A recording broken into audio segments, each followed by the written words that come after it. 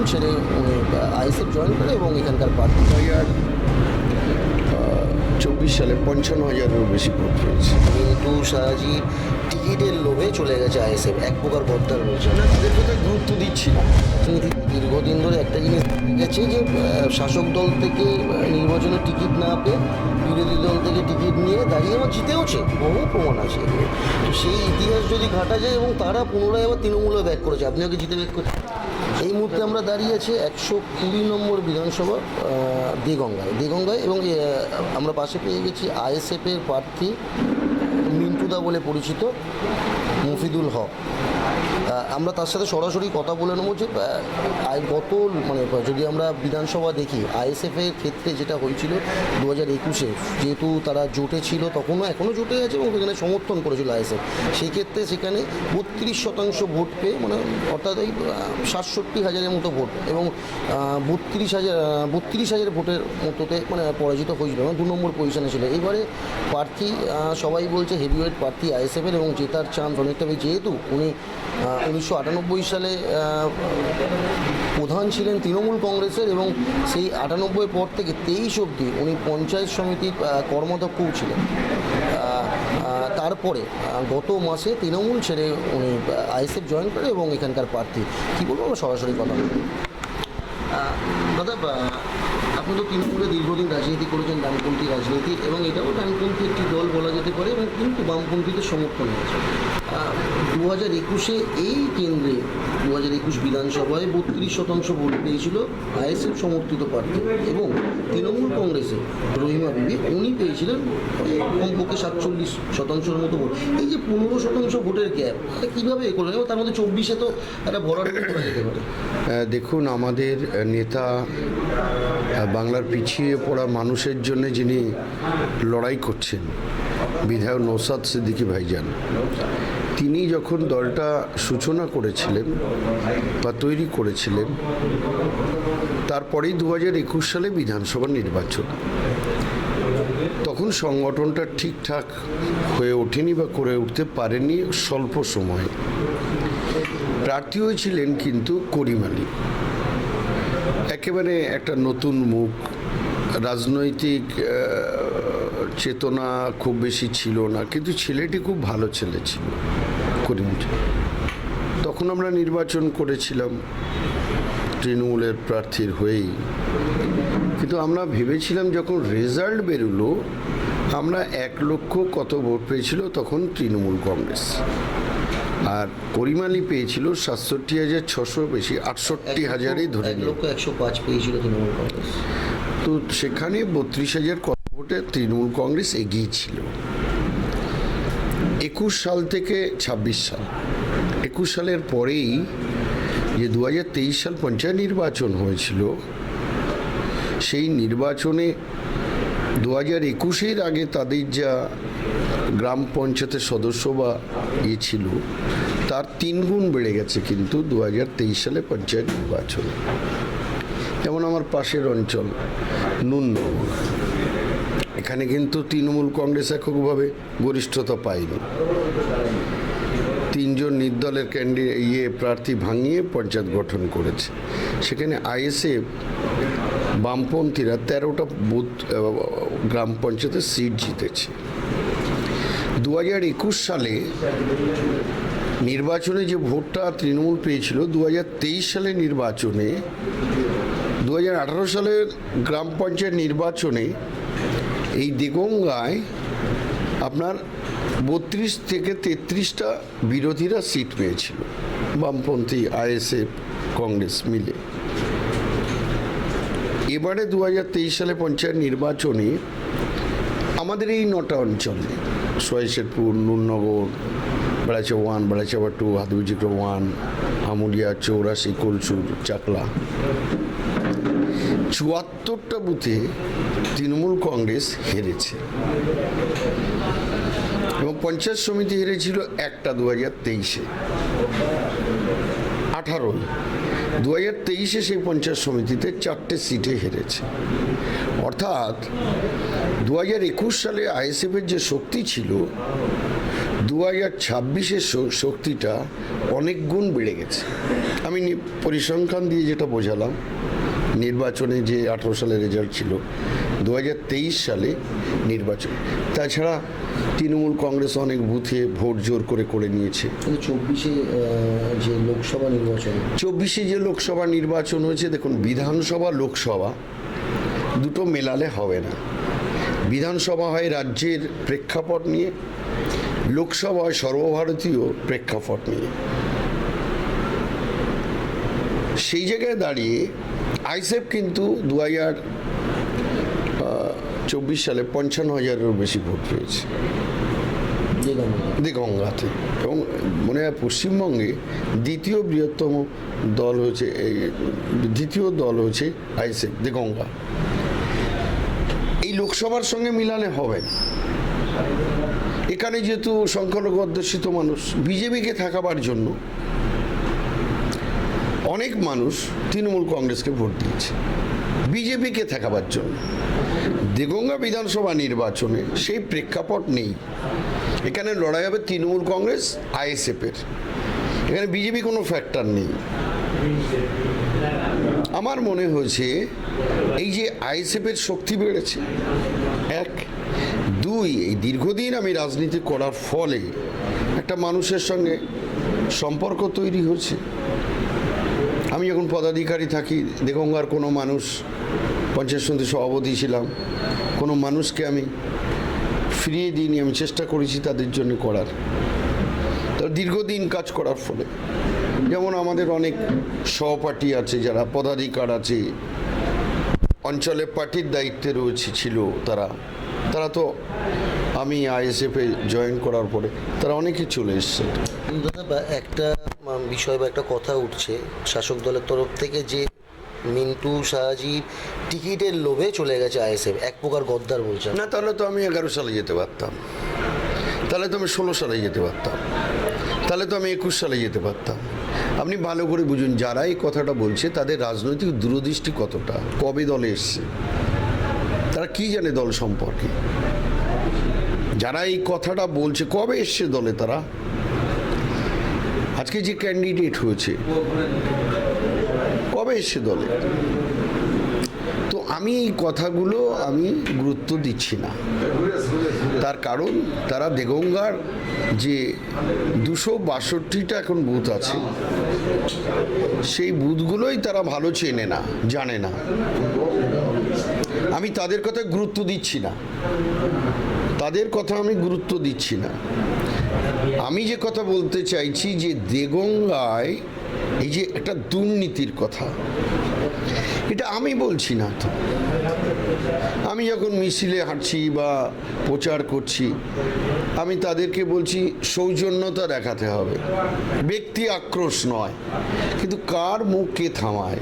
তৃণমূল বলছে আমরা দীর্ঘ বছর ধরে উন্নয়ন করে যাচ্ছি, ভোট আমাদের দিন। বিজেপি বলছে আমাদের নিয়ে আসো, ডবল ইঞ্জিন সরকার চালানো হয়। আপনারা কি বলছেন? মানুষ, আমরা যে বামপন্থী এবং আইএসএফের যে ইস্তাহার, ভাতা নয়, যুবসাথী নয়, কর্মসংস্থান চাইছি। কর্মসংস্থানটা কি? প্রত্যেকটা বাড়িতে একটা করে চাকরির দাবি আমরা রাখছি, মানুষ আমাদের নির্বাচিত করবে। এই যে 100 দিনের কাজ, এই পরিযায়ী শ্রমিক এখানে কাজ না পেয়ে বাইরে চলে যাচ্ছে, তাদের জন্য রাজ্য সরকার এখনো ভাবেনি কিছু। সেই শ্রমিকদের জন্য আমরা চাইছি 200 দিনের কাজ, এবং মজুরি চাইছি আমরা 600 টাকা। তার কারণ নিত্য প্রয়োজনীয় জিনিসের মূল্য তো আকাশ ছোঁয়া। আজকে একটা গ্যাস 1000 টাকা প্রায়, ভাতা 1500 টাকা, যুবসাথী 1500 টাকা, লক্ষ্মী ভাণ্ডার 1500 টাকা। প্রচারে বেরিয়ে কতটা আশাবাদী? দেখুন, প্রচারে গিয়ে আমি আমার রাজনৈতিক জীবনে অনেকগুলো নির্বাচন করেছি 1996 সাল থেকে। যারাই কথা বলছে তখন তারা জন্মেছে কিনা সন্দেহ আছে, তারা জন্মগ্রহণ করেছে কিনা। আমার রাজনীতি যা বয়স 36-37 বছর, যারা আজকে এই কথাগুলো বলছে তারা জন্মেছে কিনা আমার মনে নেই, মনে হচ্ছে না। তাই যাই হোক, আমি তাদের ডিউ রেসপেক্ট, সম্মান দিয়েই বলছি। এই যে প্রচারের গিয়ে আমি যেদিন ক্যান্ডিডেট ঘোষণা করেছিল আমার নেতা নওশাদ সিদ্দিকী ভাইজান, সেদিন দেগঙ্গার মাটিতে পা দিয়ে দেখেছিলাম মানুষের উচ্ছ্বাস উদ্দীপনা। আমাদের কিন্তু পয়সা নেই, কিন্তু আমাদের ভালোবাসা আছে, আন্তরিকতা আছে, শ্রদ্ধা আছে মানুষের প্রতি, ভক্তি আছে, স্নেহ আছে, মমতা আছে। মানুষ আসলে কথা শুনি, আমরা এরকম নিজে বলি না যে বসুন 3 ঘন্টা পরে। যে যখন যে অবস্থায় ডেকেছে আমি চেষ্টা করেছি পাশে দাঁড়িয়ে, কোনো দল দেখিনি। বাংলার রাজনীতিতে দীর্ঘদিন ধরে একটা জিনিস দেখা গেছে যে শাসক দল থেকে নির্বাচনে টিকিট না পেয়ে বিরোধী দল থেকে টিকিট নিয়ে দাঁড়িয়ে এবং জিতেওছে, বহু প্রমাণ আছে এই নিয়ে। তো সেই ইতিহাস যদি ঘাটা যায় এবং তারা পুনরায় আবার তৃণমূলে ব্যাক করেছে, আপনি ওকে জিতে ব্যাক করছেন একদম। দেখুন, আমি 1993 থেকে 1999 জাতীয় কংগ্রেস করি, মন প্রাণ দিয়ে জাতীয় কংগ্রেস করেছি, পার্টির আমরা লয়ার ছিলাম। আবার 1999 সালে তৃণমূল কংগ্রেসে যুক্ত হয়ে 2026 23শে এপ্রিল 12:30 পর্যন্ত তৃণমূল কংগ্রেস করেছি। এই যে 1999 টু 2026, আপনি গুনুন তো কত বছর। 23শে মার্চ 2026 23শে মার্চ বেলা 12টা কত মিনিটে আমি তৃণমূল কংগ্রেস থেকে আইএসএফে যুক্ত হয়েছি। কতদিন, 1999 টু 2026। মিন্টু শাহজি এবারে মুখ্যমন্ত্রী হিসাবে কাকে দেখতে চায়? সেটা তো অনেক বড় স্কেলের ব্যাপার। সে বামপন্থী জোট আছে, দিয়েছে এবং আপনারা জোট আছে, সেটা মানুষ কি রায় দেয় তারপরেই তো সিদ্ধান্ত। সেটা তারা ভাবছে নিশ্চিতভাবে, সংখ্যাগরিষ্ঠতা ব্যাপার আছে, নানান শত ব্যাপার আছে। আপনি শাসক দলের রাজনীতির সাথে যুক্ত এবং বিধানসভা এখনো বাকি আছে। আমাদের বিশ্বনাথপুর হসপিটাল বারে বারে বলেছি যে আমাদের কলসুর থেকে ওদিকে বসিরহাট, এদিকে বারাসাত, যখন মানুষ অসুস্থ হয় যেতে যেতে অনেক মানুষ রাস্তার মধ্যে মৃত্যু হয়। আমার মা বোনেরা, গর্ভবতী মায়েরা বারাসাত যেতে, বসিরহাট যেতে, হাবড়ায় যেতে 30 কিলোমিটার 35 কিলোমিটার রাস্তা ভেঙে যেতে হবে। অনেক মা প্রসব অবস্থায় মারা যায়। এই যে বিশ্বনাথ হসপিটালটা আমার দীর্ঘদিনের স্বপ্ন, এটা যদি আমি না করতে পারি তাহলে আমার দীর্ঘদিনের রাজনীতি করাটা ব্যর্থ হবে।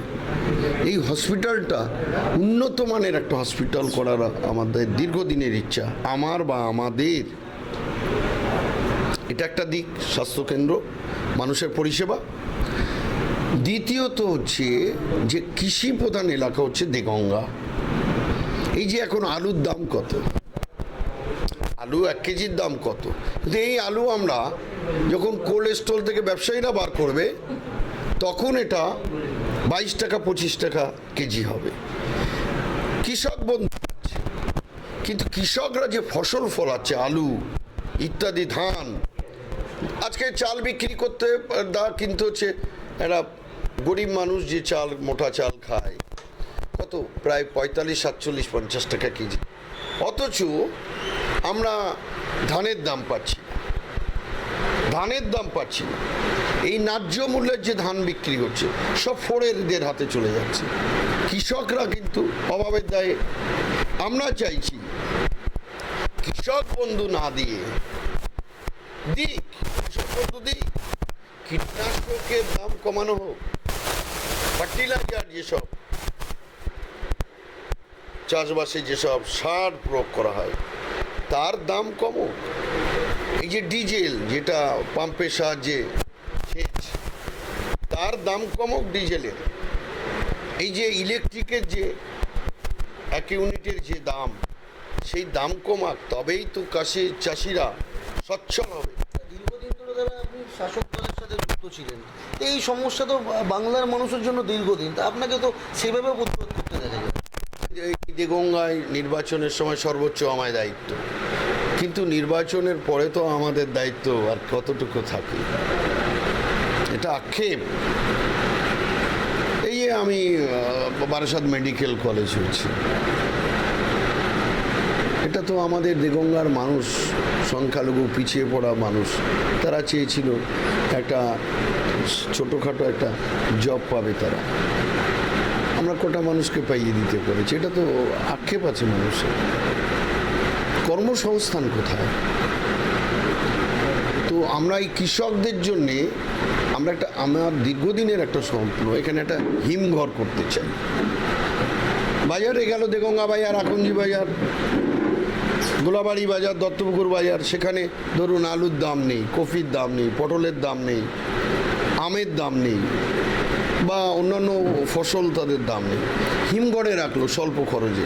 আবার বাজার যখন দাম বাড়লো, চাষিরা গিয়ে বাজারে তারা সঠিক দাম পেল, চাষিরা অর্থনৈতিক দিক দিয়ে উন্নত হলো।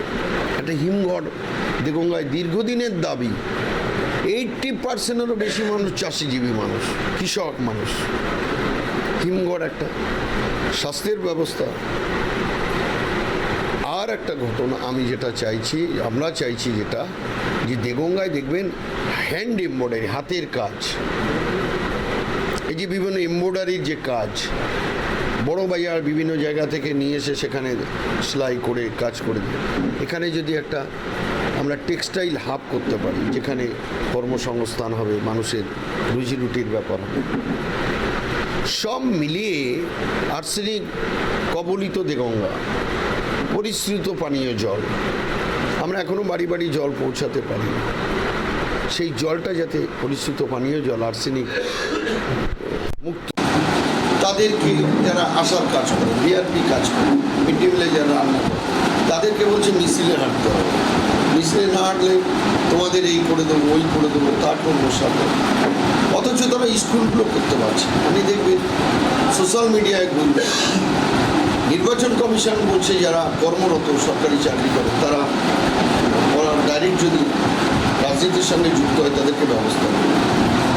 আমাদের দু একজন যদি কোনোভাবে কথার মাধ্যমে ছবি পায় যে ও ভিআরপি বা সিভিক পুলিশ, তাকে ডেকে থানায় বসে মুসলেকা নেওয়া হচ্ছে। অথচ সেই সিভিকরা, অনেক সিভিক আছে ভাইরা, আমি তাদের উপরে কিন্তু আমার রাগ নেই, আইনের কথা বলছি। নির্বাচন কমিশন যে আইন তৈরি করেছে যে এরা এই কাজের সঙ্গে যুক্ত হতে পারবে, তারা থাকতে পারবে। কিন্তু আমাদের একটা দুটো ছেলে যদি তাদের পরিবারের সঙ্গে মিশে যদি একটা কথা কোনো জায়গায় বলে, তাদের যে পানিশমেন্ট করা হচ্ছে, আমরা বলার পরে পুলিশ নির্বাচন কমিশনের যে নির্দেশ সেটা অনেক সময় মানছে না। অনেক জায়গায় দেখা যাচ্ছে যে আমাদের ছেলেরা ফ্ল্যাট দিতে গেলে ডিস্টার্ব করছে। আমরা বলছি সেভাবে আমরা নির্বাচন কমিশন যে নির্দেশ, পুলিশ প্রশাসন সেটা অনেক ক্ষেত্রে মানছে না, শাসক দলকে সাহায্য করছে। একেবারে দেগঙ্গা বিধানসভা নির্বাচনে এবারে তৃণমূল ভরসা রেখেছে নতুন মুখের ওপর, কিন্তু আইএসএফ ভরসা রেখেছে তৃণমূল থেকে চলে আসা হেভিওয়েট একজন ক্যান্ডিডেট মহিনুল হককে। এই মিন্টু শাহজি এবারে কী করতে পারে দেখার বিষয় এখানটাই, কারণ 2021-এ যেখানে পজিশনে ছিল আইএসএফ, গত মাসে তৃণমূল ছেড়ে আইএসএফ জয়েন করে এবং এখানকার প্রার্থী 2024 সালে 55,000-এরও বেশি ভোট পেয়েছে। মিন্টু শাহজি টিকিটের লোভে চলে গেছে আইএসএফ, এক প্রকার বদ্দার বলছে না, তাদের কোথায় গুরুত্ব দিচ্ছি না।